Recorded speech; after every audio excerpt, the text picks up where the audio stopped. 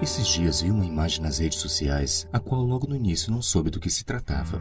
Ela apresentava um cavalo desenhado em diferentes quadrados, porém havia uma diferença gradativa entre a primeira e a última parte.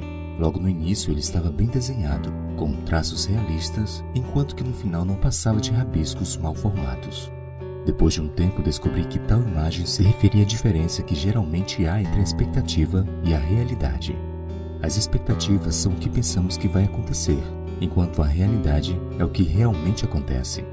Embora esperemos que esses dois correspondam, eles geralmente não são compatíveis. Essa disparidade de expectativas versus realidade muitas vezes pode levar a sentimentos de descontentamento e infelicidade. Esses dias conversei com um casal que após um mês de casado estavam enfrentando grandes problemas, principalmente porque o que eles esperavam do outro não estava sendo correspondido. O problema é que muitas das expectativas nunca haviam sido compartilhadas. Na vida espiritual, as expectativas também são problemas. Isto porque muitas vezes temos uma lista do que esperamos que Deus faça por nós. Só que pode acontecer de Ele decidir agir de forma diferente.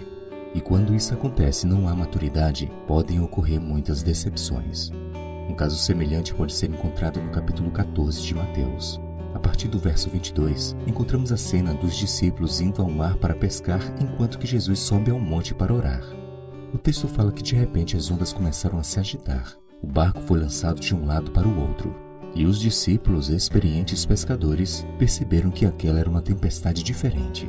Eles temeram pela vida deles e começaram a clamar a Deus por salvação. Então Jesus decide ajudá-los. Porém, encontramos um problema nesta cena. A partir do verso 25 lemos: De madrugada, Jesus foi até onde eles estavam, andando sobre o mar. Os discípulos, porém, vendo-o andar sobre o mar, ficaram apavorados e disseram: É um fantasma! E tomados pelo medo gritaram. Mas Jesus imediatamente lhe disse: Coragem, sou eu, não tenham medo. Imagine comigo, se você estivesse no meio de uma tempestade e clamasse pela ajuda divina, como você gostaria que Deus te salvasse? Talvez você esperasse um navio ou um helicóptero.